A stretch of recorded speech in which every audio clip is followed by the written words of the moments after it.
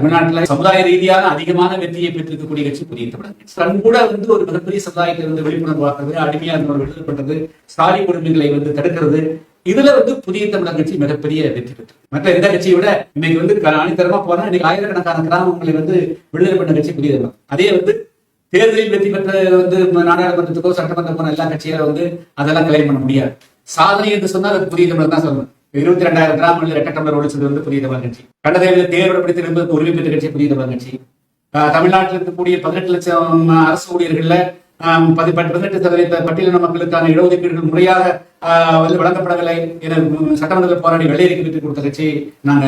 53 ரூபாய் சம்பளம் பெற்றுக் கொண்டிருந்த 10 லட்சத்துக்கு மேற்பட்ட தேயிலத்தோட்ட தமிழ்நாடு தேயிலத்தோட்ட தொழிலாளர்களுக்கு 454 ரூபாய் பெற்றுக் கொடுத்த கட்சி புதிய தமிழர் கட்சி.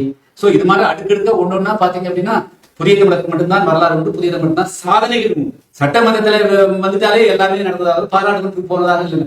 அதாவது என்னன்னா உங்களுக்கு வேட்டியா துண்டா அப்படின்னு ஒரு கேள்வி உண்டு. ஆச்சா, துண்டை இழக்கலாம், வேட்டி இழக்க முடியாது. அது மாதிரி துண்டு வேணா எடுத்துட்டு போயிருக்கலாம், ஆனால் நாம் வேட்டி எடுக்கிறோம். நாங்கள் மட்டுமல்ல, லட்சக்கணக்கான தென்தமிழகத்தில் இருக்கக்கூடிய தேவேந்திர வேளாளர்களுக்கும் வடக்கக்கூடியவர்களுக்கும் ஒரு மரியாதை, மதிப்பு, அவருடைய அந்தஸ்து, அவர்களுக்கு பாதுகாப்பு அப்படின்னு உருவாக்கியதுன்னா அது புதிய தமிழர் கட்சியினுடைய போராட்டத்தாரும் அப்படிப்பாங்க.